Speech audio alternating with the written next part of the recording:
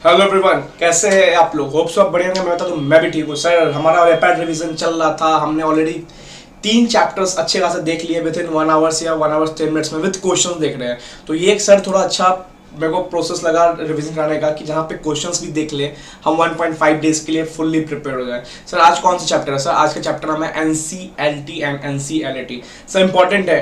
लोग इसको सी कैटेगरी में रखते हैं बट कहते नहीं है। इस चैप्टर से कभी भी आता है तो 3 नंबर आता है, नहीं तो आता है कभी भी 8 नंबर भी आके चला जाता है। सर इस अटेम्प्ट में भी इस चैप्टर से क्वेश्चन आया था और एक बहुत वेल ड्राफ्ट क्वेश्चन था। बहुत सारे लोग फंसे थे, मैं भी फंसा था। मेरे को लगा आईबीसी का क्वेश्चन है। स्टार्टिंग में सारे लाइन आईबीसी चल रहा था, नीचे लिखा था एज पर provision of companies act answer देना है। ठीक है, चलो टाइम नहीं वेस्ट करते, इस चैप्टर को स्टार्ट करते हैं। सर चैप्टर का नाम है नेशनल कंपनी लॉ, एक second, national company law tribunal and appellate tribunal, NCLT and NCLT. ठीक है, रैपिड रिवीजन 1 जून 2016 को स्टैब्लिश हुआ था, फॉर्म हुआ था। किसके द्वारा? सेंट्रल गवर्नमेंट ने फॉर्म किया था। किसको? एनसीएलटी एंड एनसीएलटी को, under section 408 of companies act 2013। ठीक है सर, इसका मेन पर्पस क्या था? NCLT and NCLT banana. Sir इसका मेन पर्पस क्या था? गर्मी देख रहे हो 41 डिग्री सेल्सियस, दिल्ली है मेरे यार। सर इट मेन पर्पस क्या था? इसका मेन पर्पस था to bring all suits related to companies under one place. जितने भी कंपनीज एक्ट में जितने भी सूट्स प्रोसीडिंग्स चल रहे हैं उसको एक जगह लाके वो एनसीएलटी या एनसीएलटी सुनेगा। परफेक्ट। सर इससे पहले क्या था? एनसीएलटी तो आपने देखा कि 1 जून 2016 को उसका जन्म हुआ। सर उससे पहले क्या चलता था? उससे पहले चलता था कंपनी लॉ बोर्ड। ठीक है, जिसको सीएलबी बोलते थे। ठीक है, एंड बीआईएफआर, ये सब चलता था पहले बहुत सारे प्रोसीडिंग्स अलग अलग जाके ट्रीट होते थे। पहले कंपनी लॉ बोर्ड था, बट सर अब क्या आ गया? अब आ गया एनसीएलटी एंड एनसीएलटी, जो नेशनल कंपनी लॉ ट्राइब्यूनल या national company law appellate tribunal. ठीक है, सब 12 ब्रांच 27 बेंचेस। ठीक है, 12 branch 27 benches, not so important, नहीं पूछा एग्जाम में आपसे, एमसीक्यू में ज्यादा नहीं पूछेगा। न्यू दिल्ली में इसका क्या है? Principal branch. बहुत जगह हमने देखा न्यू दिल्ली में फॉरेन कंपनी के लोग आके कहाँ जमा करते थे? न्यू दिल्ली में। ठीक है, तो हर जगह कहीं ना कहीं न्यू दिल्ली आता है, तो न्यू दिल्ली कॉमन याद आएगा। न्यू दिल्ली में क्या? इसका principal branch. Sir NCLT and NCLT में कौन कौन लोग होते हैं, ये एक इंपॉर्टेंट याद रखना है। एनसीएलटी में आपको प्रेसिडेंट होता है, साथ में मेंबर्स होंगे। सर एनसीएलटी में कौन होगा? प्रेसिडेंट होगा, साथ में मेंबर्स होगा। मेंबर्स कौन? Judicial and technical. ठीक है सर, एनसीएलटी में क्या होगा?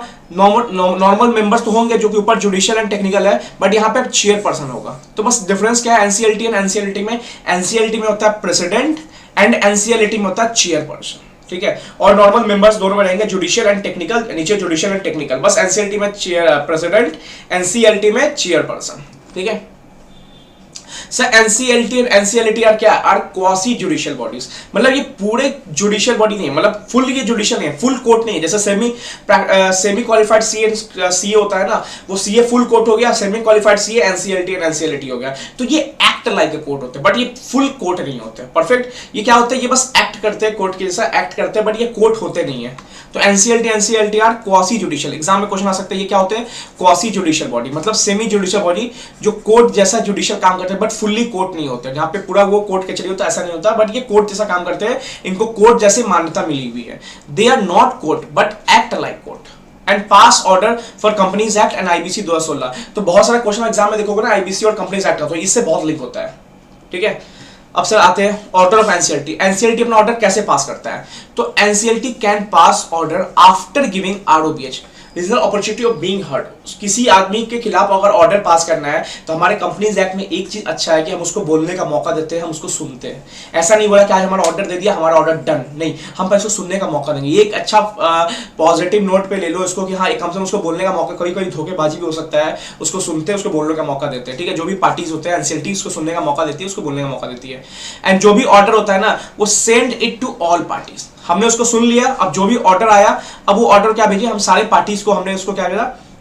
एक सेकेंड, सारे पार्टीज को हमने क्या किया? ऑर्डर को भेज दिया। ठीक है, परफेक्ट। सर ये इंपॉर्टेंट है, ये वाला पार्ट। ठीक है, सुनो क्या है सर, एक सेकेंड, इसको मैं ना बड़ा कर लेता हूँ थोड़ा। ठीक है, सुनो, it can amend an order to rectify a mistake within 2 years। कितने साल में अमेंड हो सकता है ऑर्डर? 2 साल के अंदर। Rectify mistake if mistake is brought to notice by parties and such mistakes are apparent from record. Sir what is meaning of apparent from record? Sir जो बस दिख रहा है नोटिस पे, सर जो ऑर्डर पर साफ दिख रहा है, फ्रंट पे दिख रहा है, जो साफ आपको पता लग सकता है। मतलब सर एनसीएलटी ने ऑर्डर दिया और एनसीएलटी ऑर्डर था मिस्टर मोहन के लिए, बट एनसीएलटी ने ऑर्डर में नाम लिख दिया सोहन, तो सर ये इसका रिकॉर्ड ना, ये एपरेंट फ्रॉम रिकॉर्ड है। मान लो ऑर्डर लिखा था 50 लाख, गलती से लिखा गया 5 लाख, एक जीरो कम हो गया, तो ये सब ऑर्डर जो है ना, ये सब एपरेंट फ्रॉम रिकॉर्ड होते हैं, जो कि बस रिकॉर्ड के ऊपर दिख रहे हैं, बस नॉर्मल से मिस्टेक्स है, जो कि है ना ड्राफ्टिंग एरर बोल सकते हैं, ड्राफ्टिंग मिस्टेक बोल सकते हैं इसको, ठीक है, ड्राफ्टिंग मिस्टेक्स बोल सकते हैं इसको, नॉर्मल सी जो एपरेंट फ्रॉम रिकॉर्ड है। तो बहुत सारा डिटेल पढ़ोगे ना which is apparent from record, तो यही सब होता है जो नॉर्मल मिस्टेक्स होते हैं। तो हम कितने साल में इसको रेक्टिफाई कर सकते हैं? जो भी एनसीएलटी ने गलत ऑर्डर पास कर दिया सर, उसको रेक्टिफाई कर सकते हैं, सुनो 2 ईयर्स में। सर देखो, जिस दिन ऑर्डर आया, मतलब 1 अक्टूबर को ऑर्डर आया, तो जो भी पार्टी को पता चला कि सोहन की जगह रोहन हो गया था या मोहन हो गया था, तो पार्टी उसको 2 साल के अंदर क्या कर सकती है? रेक्टिफाई कर सकती है, अपील करके, सॉरी एनसीएलटी बोल के एनसीएलटी उसको रेक्टिफाई कर सकता है। बट याद है ना, एपरेंट फ्रॉम रिकॉर्ड। अब सर मान लो कि मैटर ही कुछ ऊपर नीचे हो गया, मान लो मोहन था वहां पे, मोहन को 50 लाख देना था, वहां पे 500 करोड़ हो गया, वहां पे लिख रहा है कि एनसीएलटी बोला कि नहीं नहीं फिर से एविडेंस चाहिए, फिर से ये चाहिए। नहीं भाई, जो नॉर्मल एपरेंट फ्रॉम रिकॉर्ड है ना, जो ड्राफ्टिंग रिकॉर्ड है ना, बस उस पे ही हो गया। अब नया कुछ ला रहे हो उसके लिए फिर से नॉर्मल प्रोविजन फॉलो करो, फिर से ऑर्डर आएगा, फिर ये रेक्टिफिकेशन नहीं होगा। तो जो नॉर्मल मिस्टेक्स है उसके लिए बस ये रेक्टिफिकेशन होता है। अब फुल्ली प्रोसेस फिर से करना है, फिर से नया करना है, मान लो नया पार्टी आ गया, बोला कि मोहन के साथ सोहन भी था, भाई ये एपरेंट फ्रॉम रिकॉर्ड नहीं है। सिर्फ मोहन का नाम सोहन हो गया ये चलेगा, ठीक है, एपरेंट फ्रॉम रिकॉर्ड है, बट मोहन के साथ सोहन भी 50 लाख देगा, फिर ये सोहन कहां से आ गया? तो ये एपरेंट फ्रॉम रिकॉर्ड नहीं होता, फिर इसके लिए नॉर्मल प्रोसीडिंग चलेगा, ठीक है। सही याद रखना, 2 ईयर के अंदर क्या होता है? रेक्टिफिकेशन होता है, 2 ईयर्स के अंदर रेक्टिफिकेशन होता है, ठीक है। अब सर दूसरी बात सुनो, इसमें इंपॉर्टेंट क्या है sir? No amendment if an appeal is file against order. मतलब मान लो 1 अक्टूबर को यहाँ पे सोहन हो गया था, ठीक है, 1 अक्टूबर क्या हुआ था? यहाँ पे सोहन हो गया था, ठीक है। अब इस पार्टी ने मोहन जो था ना रियल वाला, उसने क्या कर दिया? अपील फाइल कर दिया। क्या कर दिया? अपील फाइल कर दिया। किसको? एनसीएलटी के बाद जाते हैं हम एनसीएलटी के पास। अब अपील फाइल हो गया, मान लो 1 नवंबर को, मोहन गुस्सा गया, बोला कि यार ऐसे कैसे एनसीएलटी कर सकता है, सोहन की जगह मोहन डाल दिया, मोहन की जगह सोहन डाल दिया, उसने अपील फाइल कर दिया एनसीएलटी को, national company law appellate tribunal को। अब क्या एनसीएलटी इसको ऑर्डर को रेक्टिफाई कर सकता? बिल्कुल नहीं। अगर अपील फाइल हो गई, याद रखना, वर्डिंग याद रखना, अगर अपील फाइल हो गई किसी भी पार्टी के द्वारा, तो भैया एनसीएलटी उस समय में फिर रेक्टिफिकेशन नहीं कर सकता। तो ये लॉ में ऑडिट में पढ़ो, ऑडिट बोल रहा हूं, सॉरी डीटी में पढ़ोगे, इसको करते हैं पार्शियल मर्जर, फुल मर्जर बोलते हैं। अगर किसी मैटर पे ऑलरेडी अपील जा चुका है, अब भाई मोहन भाई गुस्सा गए, उनको लिए अपील फ्रॉम रिकॉर्ड नहीं लग रहा था, मिस्टेक, उनको लगा बड़ी मिस्टेक है, वो चले गए एनसीएलटी के पास, अब अपील फाइल हो गया, तो भैया कोई रेक्टिफिकेशन नहीं होगा, ठीक है। सही है, देखो ये मैं बोलूंगा, मैंने इसको सबसे इंपॉर्टेंट इस चैप्टर का, ठीक है, सबसे इंपॉर्टेंट इस चैप्टर, मैंने उसको एक पूरा डायग्राम बना दिया है, ठीक है। देखो एनसीएलटी सबसे पहले होता है, मैं बता देता हूँ इस चैप्टर में कैसे है। इस चैप्टर में एनसीएलटी, चलो इसी के थ्रू है सब, तो ठीक है।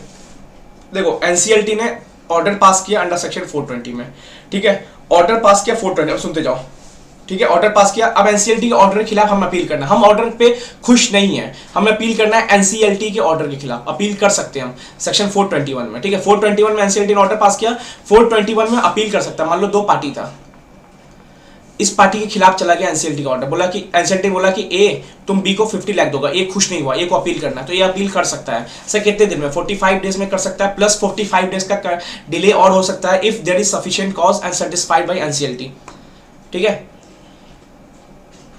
एनसीएलटी पास जा रहे हो ना अपील करने के लिए, तो एनसीएलटी सेटिस्फाइड हो गया कि हाँ ठीक है 45 डेज में तुम नहीं आ पाए, बट कोई रीजन और है, मान लो कोरोना आ गया, एक्सीडेंट हो गया, मान लो कोई राइट हो रहा है, मान लो कोई दंगे फसाद हो गया, आप नहीं कर पा रहे अपील, मान लो कंपनी में स्ट्राइक हो गया लेबर का, तो आप 45 डेज और ले सकते हो। याद रखना मैक्सिमम टाइम 45 प्लस 45 डेज है।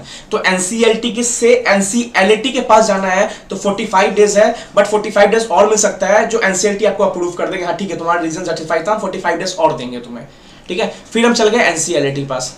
अब एनसीएलटी आपकी सुनेगा, एनसीएलटी फिर सुन के आपको ऑर्डर पास करेगा।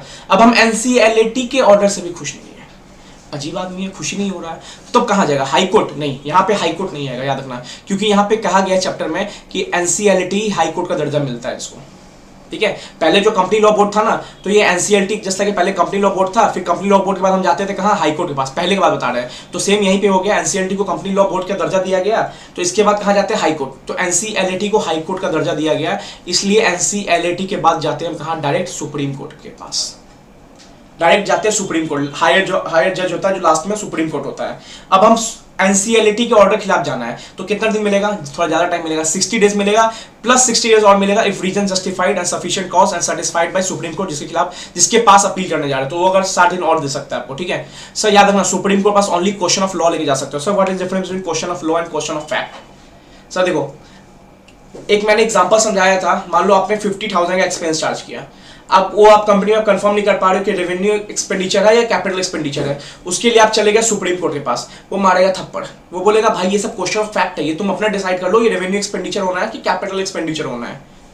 बट मान लो कोई आपको ना जजमेंट नहीं समझ आ रहा है, ये मान लो कहीं पे इंटरप्रिटेशन समझ नहीं आ रहा है कि डीटी डबल का प्रोविजन यहाँ लगेगा, यहाँ पे डीटी डबल लगेगा, इंटरप्रिटेशन का दिक्कत आ रहा है, क्वेश्चन ऑफ लॉ का दिक्कत आ रहा है, प्रोविजन का दिक्कत आ रहा है, तब हम सुप्रीम कोर्ट पे जा सकते हैं। बट क्वेश्चन ऑफ फैक्ट, भाई ये रेवेन्यू एक्सपेंडिचर कैपिटल एक्सपेंडिचर है, इसलिए तुम सुप्रीम कोर्ट पर अपील करने जा रहे हो, नहीं, तो ये सब होता है क्वेश्चन ऑफ फैक्ट। ठीक है, तो क्वेश्चन याद रखना, सुप्रीम कोर्ट कितना जा सकता है, 60 डेज प्लस 60 डेज, या दो ही टाइम है, एनसीएलटी से NCLT 45 days plus 45 days, NCLT से सुप्रीम कोर्ट, हाई कोर्ट नहीं, क्योंकि एनसीएलटी को हाई कोर्ट माना गया है, तो 60 days plus 60 days only on question of law. ठीक है, अब याद रखना एनसीएलटी जो है ना वो ऑर्डर पास करेगा एक्सपीडिएंटली पास द ऑर्डर, मतलब तुरंत पास करेगा 3 महीने के अंदर, प्लस 90 डेज ले सकता है, बट रीजन रिकॉर्ड करना पड़ेगा, भाई क्यों तुम्हें 90 डेज लगा, तो क्योंकि एनसीएलटी सीजी बनाया ही है, क्योंकि हमारे कोर्ट बहुत सारे गैदर हो गए थे, बहुत पेंडिंग केसेस थे, इसलिए एनसीएलटी बनाया गया और तुरंत बोला गया डिस्पोज करना अपील को। ठीक है, तो 3 मंथ्स प्लस 90 डेज का टाइम दिया गया, रीजंस रिकॉर्ड करना है क्यों 90 डेज भी डिले हो रहा है, तो 90 डेज मिल सकता है तुम्हें एनसीएलटी, अब तुम्हें मिल सकता है एनसीएलटी, बट रीजन रिकॉर्ड कर देना है कि हाँ देखो हम थोड़ा बिजी थे, एनसीएलटी बता रहा है। ठीक है, यहां भी क्या है, 3 महीने का टाइम है, बट 90 डेज मिल सकता है, बस रीजन रिकॉर्ड करना पड़ेगा आपको। ठीक है, तो ये सारा एक डायग्राम वे में मैं समझा दिया, प्लीज प्रिंट निकाल के पढ़ना, अच्छे से पढ़ना, बहुत क्लियर समझा चुका हूँ, क्वेश्चन इस पे ही 8 नंबर का आया था एग्जाम में, सब बस इतना डायग्राम में कि अपील का टाइम कितना देना है, अपील का क्या कितना देना है। ठीक है, इस पे ही आया था। ठीक है, सब points to be noted, no appeal allowed to NCLT if NCLT passed order with consent of party. अब ये गेम चेंजर लाइन है, मतलब सर सुनो, मैं ये केस लेके चल रहा हूं, सुनो। ठीक है, ए एंड बी, ठीक है, इस ए दोनों में डिस्प्यूट था, दोनों कहाँ गए थे, एनसीएलटी के पास। एनसीएलटी ने ऑर्डर दिया कि ए तुम बी को 50 लाख रुपीस दोगे। ठीक है, अब ए ने बोला हाँ ठीक है दे देंगे, बी बोला हाँ ठीक है मेरे को 50 लाख ही चाहिए, तो दोनों ने अपना कंसेंट दे दिया ना ऑर्डर का। तो याद रखना, जब दोनों ने अपना कंसेंट दे दिया ना, तो फिर उसके खिलाफ एनसीएलटी के पास ऑर्डर फाइल नहीं होगा, क्योंकि जब एनसीएलटी ने ऑर्डर दिया था तुमने अपना कंसेंट दे दिया। देखो दोनों ने अपना कंसेंट नहीं भी दे सकता था, मान लो ए एनसीएलटी बोला ए तुम बी को दोगे 50 लाख, अब बी का लॉस ही हुआ था 1 करोड़ का, तो बी 50 लाख में क्यों खुश होगा, बी अपना कंसेंट नहीं देगा। या मान लो ए ही क्यों खुश होगा, ये बोलेगा 50 लाख ही क्यों दे, तो कभी कभी होता है कि दोनों खुश नहीं होते, तब एनसीएलटी आ जाते हैं। बट जब एनसीएलटी ऑर्डर दे रहा होगा ना, अगर दोनों खुश हो गए होंगे ना उस ऑर्डर से, अपने कंसेंट दे दिए होंगे ना, तो इन फर्दर फ्यूचर में कभी अपील नहीं फाइल हो सकता। ठीक है, तो ये याद रखना। तो ठीक है, तो एनसीएलटी, ये क्वेश्चन बहुत लाइन मिलेगा, याद रखना, विद कंसेंट ऑफ पार्टी, अगर विद कंसेंट ऑफ पार्टी को दिख गया ना तो no appeal, but without consent दिख गया, अभी क्वेश्चन देखेंगे। ठीक है, तो अपील फाइल हो सकता है। Perfect perfect perfect perfect perfect. 2 minute break लेते हैं, गर्मी है। चलो, जैसे कि हम देख रहे थे कि हमने मेन याद रखना, मेन ये डायग्राम याद रखना, 45 days plus 45 days, 60 days plus 60 days, यहाँ पर हाई कोर्ट नहीं आता, supreme court, exam high court लिख के मत आना। सब procedures before NCLT and NCLT. Sir NCLT कैसे काम करेंगे, उनकी कोई कठपुतली रहेगी, उनको कोई नचाएंगे नहीं। NCLT and NCLT are not bound by procedure of code of civil procedure, ये अपना खुद का बनाएंगे, खुद का तरीका बनाएंगे कैसे इनको अपना काम करना। ठीक है, तो it's regulate its own procedures based on principle of natural justice. Sir natural justice क्या होता है, सिंपल सामने वाले बातों को सुनना, ऐसा नहीं कि बिना किसी को सुने हुए आप पनिशमेंट दे दो, ऑर्डर दे दो। ठीक है, तो प्रिंसिपल ऑफ नेचुरल जस्टिस को सुनते हुए, प्रॉपर डिलिब्रेशन करते हुए, प्रॉपर डॉक्यूमेंट्स को चेक करते हुए, प्रॉपर एनालिसिस करते हुए ये अपना ऑर्डर देंगे। ठीक है, प्रॉपर एनालिसिस रहेगा, ये अपना खुद का प्रोसेस बनाएंगे, ऐसा कोई नहीं होगा सिविल प्रोसीजर्स उसको रेगुलेट करेगा, ऐसा नहीं है। एनसीएलटी एंड एनसीएलटी खुद का प्रोसीजर बनाएंगे, they are quasi judicial bodies. ठीक है, NCLT and NCLT have same power as that of civil court, जो कि हमने पढ़ा हुआ और बहुत पढ़ते आ रहे डाइस। सर बहुत कम चांसेस ऐसे आने के पावर, ओपन बुक में ऐसे क्वेश्चन आते हैं। Sir D for discovery and production of books of account, वो बोल सकते हैं कि अपना बुक्स ऑफ अकाउंट दिखाओ, दिखाने के बाद वो बुक्स ऑफ अकाउंट को खंगाल सकते हैं, इंस्पेक्ट कर सकते हैं, ये नहीं कि सिर्फ देखने को दिखाने को बोल सकते हैं, वो चेक भी कर सकते हैं, कॉपीज भी ले सकते हैं। हो सकता है कि कोरोना का टाइम में ऑफिस में जाना दिक्कत हो रहा हो तो बोलेंगे कॉपीज निकाल दो बुक्स ऑफ अकाउंट का, एग्जामिनर नोट या समन पे बुला के एग्जामिनर नोट भी कर सकते हैं। ठीक है, all proceedings are deem to be judicial like court, सारे प्रोसीडिंग्स क्या होंगे, जुडिशियल होंगे, जैसे कोर्ट होता है। तो कोई ये नहीं बोल सकते एनसीएलटी कोर्ट थोड़ी है, तुमको बोलना पागल हो क्या, एनसीएलटी कोर्ट नहीं है, बट एनसीएलटी कोर्ट जैसी है, तुमका सारा प्रोसीडिंग्स कोर्ट होगा, उनका ऑर्डर भी माना जाएगा। ठीक है। तो कोई बोले एनसीएलटी कोर्ट थोड़ी है, तो बोलो हम तो पागल हो क्या, एनसीएलटी कोर्ट नहीं है, ठीक है, बट एनसीएलटी कोर्ट जैसे काम करती है। सब power to punish for contempt. Sir contempt करता क्या होता है, मान लो यहाँ पे जज बैठे हुए हैं, यहाँ पे लॉयर है, यहाँ पे दूसरा लॉयर है, इन दोनों क्या किया, आपस में गाली गलौज करना चालू कर दिया, अब्यूजिव लैंग्वेज यूज करना चालू कर दिया, या लॉयर मान लो जज को मारने की धमकी देने लगे, मतलब गंदी हरकतें करना चालू कर दिया, तो लॉयर डिसअवॉय करता है या गाली दे दिया एनसीएलटी प्रोसीडिंग्स में। तो same NCLT and NCLT pass power है, अथॉरिटी है, लाइक हाई कोर्ट के पास जैसा पावर है, सेम एनसीएलटी एंड एनसीएलटी के पास भी पावर है। It can exercise contempt of court under section under act contempt of court act 1971। वो पनिश कर सकते हैं, ठीक है, जो भी गलत प्रोसीडिंग्स कर रहे हैं, गाली गलौज कर रहे हैं, मारपीट कर रहे हैं एनसीएलटी प्रोसीडिंग्स में भी, तो वो हाई कोर्ट का पावर है एनसीएलटी एंड एनसीएलटी के पास कि वो लोग भी इसको पनिश कर सकते हैं, जो भी बंदा वहां बैठा हुआ होगा। Sir delegation of power, NCLT and NCLT के ऑफिसर अपना पावर डेलीगेट कर सकते हैं। मतलब सर देखो, बाय जनरल ऑर्डर ने by special order delegate power to any officer employ to inquire into any proceedings. मान लो कि ये एनसीएलटी का ऑफिस था, ये दिल्ली, एक सेकंड, दिल्ली लक्ष्मी नगर में, ठीक है, सुनो, यहाँ पे पीतमपुरा पे इनको एक आदमी से इंक्वायरी करना था, तो एनसीएलटी का ऑफिसर पीतमपुरा के ऑफिसर को डेलीगेट कर सकता है कि तुम जाके पीतमपुरा के लोगों से इंक्वायरी कर सकते हो जो इस प्रोसीडिंग्स में है। तो क्या क्वेश्चन आ सकता है इस एग्जाम में 426 सेक्शन रेफरेंस लेके, क्या एनसीएलटी के ऑफिसर डेलीगेट कर सकते हैं अपनी पावर किसी ऑफिसर एम्प्लॉय के रिगार्डिंग इंक्वायरी करने कोई भी प्रोसीडिंग्स में? तो यस, ठीक है, दे कैन, ठीक है।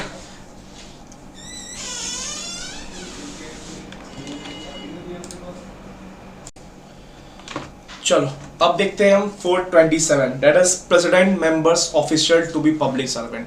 सर इस चैप्टर में जो भी प्रेसिडेंट या मेंबर होता है, याद है सर प्रेसिडेंट मेंबर कब होता है, जब एनसीएलटी होता है, एनसीएलटी में प्रेसिडेंट एंड मेंबर होता है जुडिशियल एंड टेक्निकल, और एनसीएलटी में वो प्रेसिडेंट का चेयरपर्सन हो जाता है।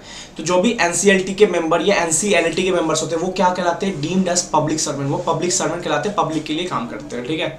Sir section 421, protection of action taken in good faith. Sir no suit prosecution proceedings shall lie against the above mentioned person in respect of any loss or damage caused while discharging the function in good faith। मतलब sir क्या हुआ, मतलब NCLT के members that is chairperson, ठीक है, उन्होंने क्या किया, एक ऑर्डर दिया, सुनते जाओ, ऑर्डर दिया, बोला कि 2 करोड़ का आपको पे करना है, ए बी को पे करेगा। ए बोलेगा, अरे चेयरपर्सन का नाम था मान लो राजन, तो ए बोला अरे राजन मैं तुम्हें बाहर देख लूंगा, मैं तुम्हारे खिलाफ केस कर दूंगा। तो याद रखना, कोई भी सूट, कोई भी प्रोसिक्यूशन, कोई भी प्रोसीडिंग्स नहीं हो सकता against the above mention person. Sir above mention person ये वाले पर्सन, सब प्रेसिडेंट, मेंबर, चेयरपर्सन, क्योंकि इनका काम है यार, इनका काम है ऑर्डर देना, जुडिशियल इनका काम है, पब्लिक सर्वेंट है, पब्लिक के लिए ऑर्डर देना, जो भी फ्रॉड हो रहा है, जो भी हो रहा है उसके खिलाफ ऑर्डर देना। अब मान लो जिसको कंपनसेशन पे करना उसने धमकी दे दिया कि मेंबर या मान लो चेयरपर्सन या मान लो टेक्निकल मेंबर, हम तुम्हारे खिलाफ अपील फाइल करेंगे, हम तुम्हें प्रोसिक्यूशन कर देंगे, प्रोसीडिंग्स लगा देंगे, ये कर देंगे, वो कर देंगे, तो कुछ नहीं होगा, क्योंकि कितना भी लॉस हो जाए इस पर्सन को कुछ नहीं होने वाला, इफ इसने गुड फेथ में काम किया है तो। और ये गुड फेथ में काम करते हैं, अगर सर गुड फेथ में काम नहीं किया तो ये घूस लेकर काम कर रहे होते तो तब भाई हो सकता है सूट प्रोसिक्यूशन।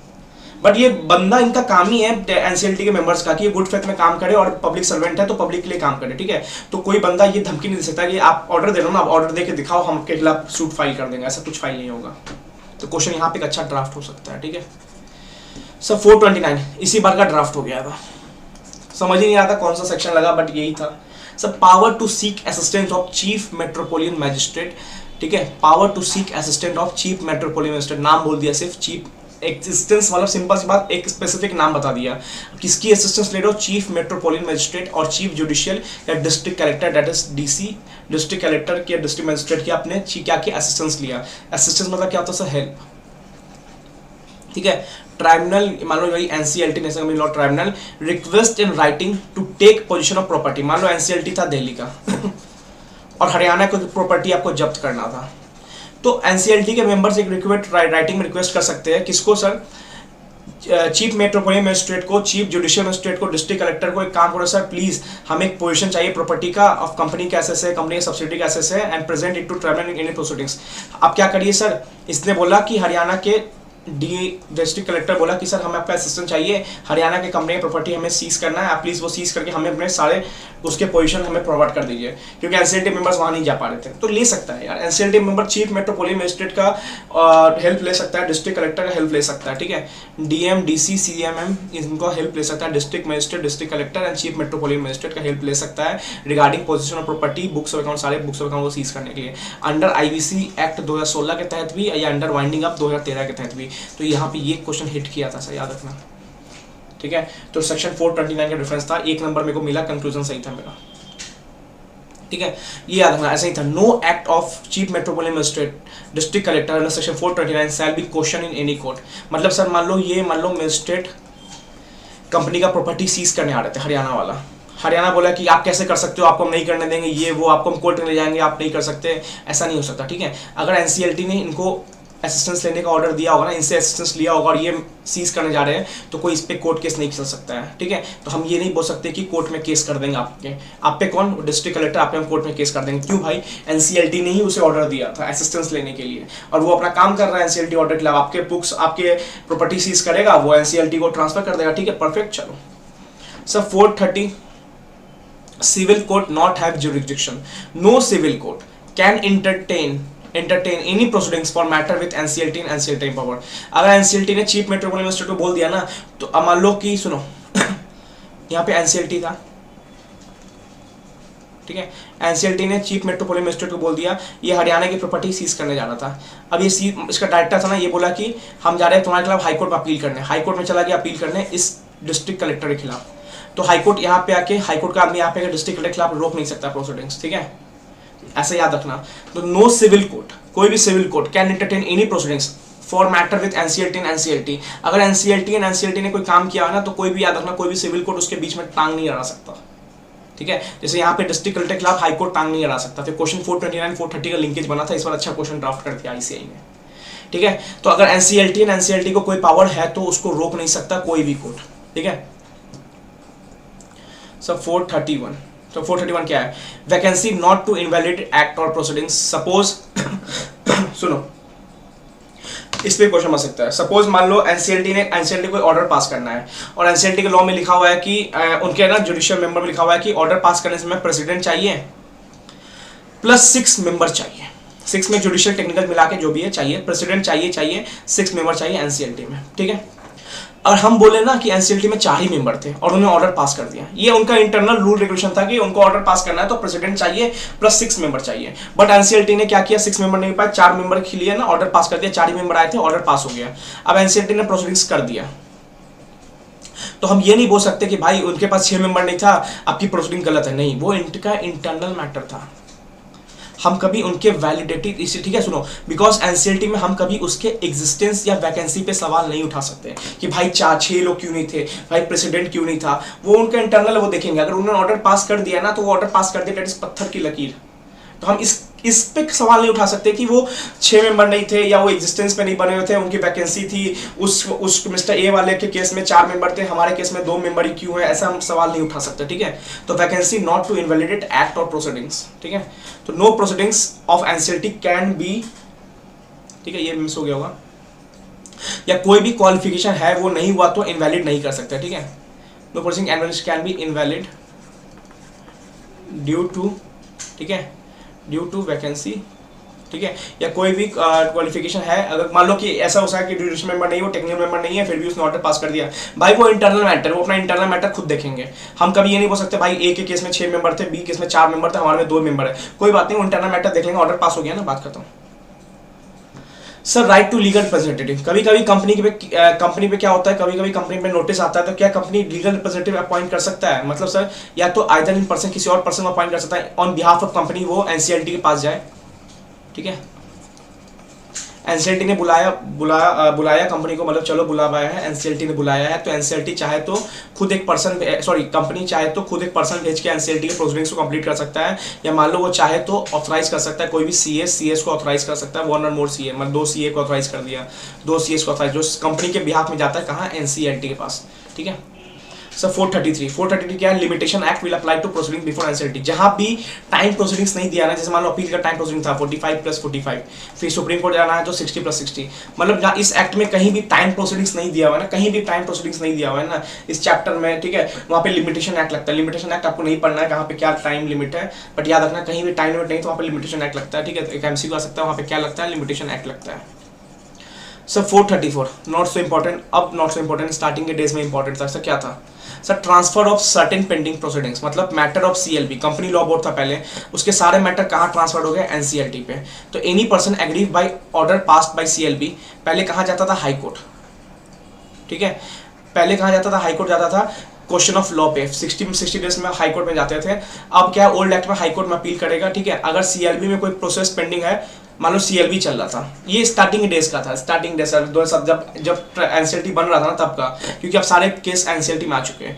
तो मान लो स्टार्टिंग में कोई केस सीएलबी में पेंडिंग था, अब मान लो एनसीएलटी बन चुका है, अब सीएलबी का कोई डिसीजन आ गया, तो इसके रिगार्डिंग कहाँ जाएंगे हम, क्योंकि एनसीएलटी के हम पता है एनसीएलटी बाद हम एनसीएलटी जाते हैं, बट मान लो सीएलबी चल रहा था, सीएलबी बस कहाँ जाएंगे हम, नया एनसीएलटी पास जाएंगे नहीं, सीएलबी का पेंडिंग केस चल रहा था तो हम वही फॉलो करेंगे, फिर हम हाई कोर्ट जाएंगे 60+60 डेज में। तो सीएलबी का कोई केस चल रहा था ना, उसका कोई डिसीजन आ गया, हमें अच्छा नहीं लगा, हमें अपील फाइल करना है, तो हम हाई कोर्ट पे जाके अपील फाइल कर सकते हैं, फिर एनसीएलटी थोड़ा दिन शांत रहेगा। बट वो 2016 में था। अब क्या होता है, अब ये सेक्शन बहुत लेस इंपॉर्टेंट है, क्योंकि आप एनसीएलटी के बाद एनसीएलटी जाते हैं, फिर हाई कोर्ट, सुप्रीम कोर्ट जाते हैं, हाई कोर्ट नहीं, ठीक है। Chapter complete. देखो इस चैप्टर में ज़्यादा चांसेस है इस डायग्राम से क्वेश्चन आने के, 2-3 साल पहले आया था, ठीक है। ये अच्छा से कर लेना सर। अभी क्वेश्चन देखेंगे, 2 क्वेश्चन देखेंगे इस चैप्टर में, ठीक है। चलो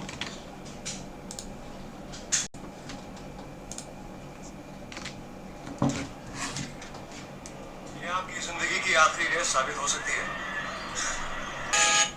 ठीक है। तो इस एग्ज़ाम को आखिरी एग्ज़ाम बनाना, जी जान लगा देना, ख़त्म करना, बहुत रूप वाले ख़त्म करना। देखो 10% 12% रिजल्ट आना ही आना है, ठीक है। तो क्यों नोस 10-12% में आप हो, ठीक है। चलो टाइम इन्वेस्ट करते हैं, क्वेश्चंस कंप्लीट करते हैं, थोड़ा थोड़ा सुनते रहो, मोटिवेट होते रहो। नवंबर 2018 का क्वेश्चन है। देखो ये क्वेश्चन बहुत इंपॉर्टेंट था, देखो 8 मार्क्स तक का क्वेश्चन आया था। मैं यही बोलता हूँ कि ये देखो ये सब है ना, जस्ट लाइक ग्रुप का एक अगर क्वेश्चन आ गया, बहुत ईजी क्वेश्चन रहते हैं, आपको कंसेप्ट पता रहेगा, आप इजिली वे में इसको डील कर सकते हो। सर क्वेश्चन क्या था, aggrieve by an order of NCLT dated 5/5/2018, 5/5/2018 को क्या हुआ, ऑर्डर आया एनसीएलटी का, without the consent of party. अगर सर मैं यहाँ पे विथ लिख देता तो कोई अपील ही नहीं फाइल होता। क्यों, क्योंकि विथ ले देता तो भाई तुम्हारा कंसेंट से मैंने ऑर्डर पास किया, अब तुम बाद में अपील नहीं कर सकते। बट विदाउट अपील हो गए, विदाउट कंसेंट है तो हाँ ठीक है, अपील फाइल हो सकता है, किसी पार्टी ने कंसेंट नहीं दिया था, पार्टी नाराज थे। मधुरुक limited decide to file an appeal before NCLT. हाँ हमें पता है कि एनसीएलटी के बाद हम एनसीएलटी जाते हैं, एनसीएलटी के बाद हम कहाँ जाते हैं, एनसीएलटी जाते हैं। सर कितने दिन, 45 days plus 45 days if justified reason, तो 45 डेज और मिलता है, ठीक है। उसके कंपनी के एम्प्लॉय स्ट्राइक पे थे 10/5/18 को, डिमांडिंग हायर पे एसेस करके। द स्ट्राइक खत्म हुआ कॉल्ड ऑफ 15/6/19/18 को, therefore appeal was filed on 25/6/18। Sir 45 days हमारे खत्म हो जाएंगे कहाँ, 25+20 तारीख को, सुनो 20/6/2018 को हमारा 45 डेज खत्म हो जाएगा। कंपनी ने कब फाइल किया, 25 को, मतलब अगला 45 डेज में फाइल किया। तो हम अगला 45 डेज में कब जा सकते हैं, जब जस्टिफाइड रीजन हो और एनसीएलटी हमें परमिशन दे दे, ठीक है। तो उसने 25/6/18 को दिया, मतलब 45 प्लस 5 दिन और लग गया, मतलब एडिशनल 45 मिल जाता है हमें। Before NCLT with the prayer for condoning the delay in filing appeal. हाँ उसने बोला कि सर हमें माफ कर दो, हम थोड़ा डिले कर दिए, 45 डेज डिले हो सकता है और माफी मिल सकती है। A single judicial member NCLT start heading, उसने बोलता है ठीक है एनसीएलटी ने मान लिया, ठीक है, हेडिंग स्टार्ट हो गई। Whether appeal is admissible, yes appeal is admissible. क्यों 40, देखो पहले पूरा प्रोविजन लिखना, ठीक है, कि when no appeal shall be lied to appellate tribunal order with consent of party। अगर consent of party होता तो कोई अपील नहीं होता, but without consent of party तो अपील हो सकता है। पीरियड क्या है, 45 days from the date of copy of order, ठीक है, एग्री बाय द पर्सन इतना। हाउएवर द अपीलेट ट्रिब्यूनल में appeal after expiry of 45 days, further period not exceeding 45 days, मतलब 45 + 45 मिल सकता है, बट फर्दर 45 ज्यादा नहीं हो सकता, ठीक है। By sufficient cause for filing appeal with that period intense case, ठीक है। इन दिस केस 45 डेज के अलावा मिल गया, अपीलेट फाइल हुआ, फिर सफिशिएंट कॉज था एडिशनल 45 डेज का, डिफॉल्ट एनसीएलटी इज टेनेबल, इसलिए टेनेबल है, ठीक है। Sir maximum period allow for condonation मिल गया। Is appeal transfer to bench consisting of 2 members, हाँ हो सकता है, क्या दिक्कत है। As per second point, if any hearing of any case matter, the two matter heard by branch 2 members, the case may be transferred, ठीक है, as may be deemed fit, हाँ ठीक है कर सकता है, कोई दिक्कत नहीं है, ठीक है। 419 का था, तो ये 419 शायद हट चुका है, ठीक है। तो मेन याद रखना 45 डेज प्लस 45 डेज का प्रोविजन ज्यादा इंपॉर्टेंट है, क्योंकि अपील फाइल करने का 45 डेज प्लस 45 डेज है। एक क्वेश्चन और देखेंगे जो बहुत इंपॉर्टेंट है sir, any person who is aggrieved by the order of appellate tribunal may approach to the supreme court. Yes, क्योंकि अपीलेट ट्रिब्यूनल को एनसी, देखो सुनो, एनसीएलटी से एनसीएलटी से 45 डेज प्लस 45 डेज, एनसीएलटी के बाद supreme court 60 days plus 60 days. हमें किसके खिलाफ ऑर्डर पास करना है? अपीलेट ट्रिब्यूनल, मतलब अपीलेट ट्रिब्यूनल इसके, तो यहाँ सुप्रीम कोर्ट जा सकते हैं 60 डेज, तो 60 डेज मिलता है, ठीक है। तो 423 में पढ़ा था 60 डेज जा सकते हैं, फर्दर 60 डेज मिल सकता है, बट यहाँ पे ऐसा कुछ है नहीं, एमसीक्यू है, नॉर्मल है, ठीक है। सर आरटीपी क्वेश्चन देख के आप कान खड़े होना चाहिए कि हाँ ये क्वेश्चन आने के चांसेस हाई है। आरटीपी 2020 का क्वेश्चन है, मतलब कहीं ना कहीं आईसीआई यहाँ पे घूम रहा है, ठीक है, कहीं ना कहीं आईसीआई घूम रहा है। नवंबर 20 का क्वेश्चन है, ज्यादा टाइम नहीं हुआ है, ठीक है। तो online application file from the share holders company passing order 20 दिसंबर को ऑर्डर पास हुआ without the consent of party. मैं बार बार बोल रहा हूँ ये वर्ड याद रखना, विथ कंसेंट ऑफ पार्टी हुआ तो अपील फाइल नहीं होगा। Sorry, mister Rama whose family condition was not so good, दिखा दिया उन्होंने कि फैमिली कंडीशन नहीं था, तो हाँ कहीं ना कहीं 45 डेज प्लस 45 डेज होने वाला है, क्योंकि ये सब लाइनें सुन के भावुक कर रहा है, ठीक है। But due to agree by an order he filed an appeal to NCLT on 15 March. सब 20 दिसंबर से 45 प्लस 45 कितना होगा? 90 दिन हो गया, तो 20 जनवरी 20 फरवरी 20 मार्च, कहीं ना कहीं, ठीक है। तो 45 प्लस 45 कहीं ना कहीं 90 दिन हो ही गया, तो कहीं ना कहीं 90 दिन मतलब 3 महीने, तो हाँ 15 मार्च को उसने क्या किया? अपील फाइल किया एनसीएलटी के पास, ठीक है, for not filing up to 45 days. हाँ ठीक है, 45 डेज, देखो पहले तो 45 दिन देखना है, 45 दिन प्लस 45 दिन कब मिलता है? जब जस्टिफाइड रीजन हो। तो हाँ ठीक है, 90 डेज का फर्दर टाइम मिल सकता था, उसने टाइम से पहले कर दिया, क्योंकि 90 डेज हमारा कहीं ना कहीं 20 मार्च को खत्म होता, बट 15 मार्च को कर दिया इसने, तो कहीं ना कहीं फर्दर डेज भी अंदर कर दिया। बस रीजन बता देना कि फैमिली कंडीशन नहीं ठीक था इसलिए नहीं कर पाए, तो अलाउ है 45 डेज तक। बट याद रखना, even after receiving order from appellate tribunal date 30 April, अब अपीलेट ट्रिब्यूनल का भी ऑर्डर आ गया 30 अप्रैल को, वो खुश नहीं हुआ, mister Rama was not satisfied and desire to make supreme court. तो सुप्रीम कोर्ट पे हम जा सकते हैं कितने दिन में? 60 दिन में, प्लस 60 दिन और ले सकते हैं जब जस्टिफाइड रीजन हो, तो कहीं ना कहीं 120 दिन मतलब 4 महीने। तो 30 अप्रैल से 30 मई 30 जून 30 जुलाई 30 अगस्त, तो कहीं ना कहीं 30 अगस्त, रफ कैलकुलेट बता रहा हूं, कहीं ना कहीं 30 अगस्त तक जा सकते हैं। बट ये कब गया? 30 अक्टूबर को। सर 30 सितंबर भी नहीं, 30 अक्टूबर, मतलब 120 दिन के बाद भी, मतलब 60 डेज तो मिले ही मिले, प्लस 60 डेज और मिले, उसके बाद भी जा रहे हो भैया, इतना नहीं चलेगा यहाँ पे। तो consider the given situation, examine whether appeal file to supreme court will be admissible. No, क्यों? सुप्रीम, या देखो यहाँ पे ज्यादा ज्ञान नहीं देना, यहाँ पे सिर्फ सुप्रीम कोर्ट का पूछा है कि एडमिसिबल है, यहाँ पे अपीलेट ट्रिब्यूनल का नहीं पूछा है, तो सिर्फ सुप्रीम कोर्ट का ज्ञान देके आना कि 60 डेज प्लस 60 डेज होता है, with consent of party appeal file करते हैं। बट यहाँ पे क्या है, यहाँ पे सुप्रीम कोर्ट 60 प्लस 60 डेज गया ही नहीं है, तो 60 प्लस 120 डेज हो गया, तो हम 60 प्लस 60 डेज ही कंडीशन दे पाते हैं, कंडीशन दे पाते हैं, ठीक है। तो वही चीज ध्यान देना है। As per section 423 any person agree by the order of appellate tribunal NCLT से सुप्रीम कोर्ट जाते हैं कब? 60 प्लस 60 डेज का, ठीक है, 60 डेज, फर्दर 60 डेज मिल जाता है, ठीक है। Further not 60 days if certified the appealable sufficient cause होता है, तो in this our case Rama agree appellate tribunal decide to file application इतना जो 30 अक्टूबर को किया, but supreme court can entertain 60 plus 60 days, so 120 दिन ही तक जा सकता है सुप्रीम कोर्ट भी। सो यहाँ पे 30 दिन हो गया, 30 अक्टूबर हो गया, तो कहीं ना कहीं 180 दिन हो गया कम से कम, ठीक है। तो इतना डिले नहीं करेगा सुप्रीम कोर्ट, तो आपके लिए ये क्या हो गया? Will not be admissible. Sir RTP 19, ये क्वेश्चन देख लेना, कहीं ना कहीं बुक में क्वेश्चन नहीं है, मैंने कवर नहीं करवाया था, इसलिए मैं क्वेश्चन को डील किया हूँ। Mister RG is practicing charter accountant. RG क्या है? प्रैक्टिसिंग चार्टर अकाउंटेंट, ठीक है, प्रैक्टिसिंग सीए, ठीक है। कितने साल का ईयर क्वालिफिकेशन है? 15 साल का। अब वो क्या बनना चाहता है? वो टेक्निकल मेंबर बनना चाहता है। मैं देखा था 2 टाइप मेंबर होते हैं, जुडिशियल मेंबर, टेक्निकल मेंबर।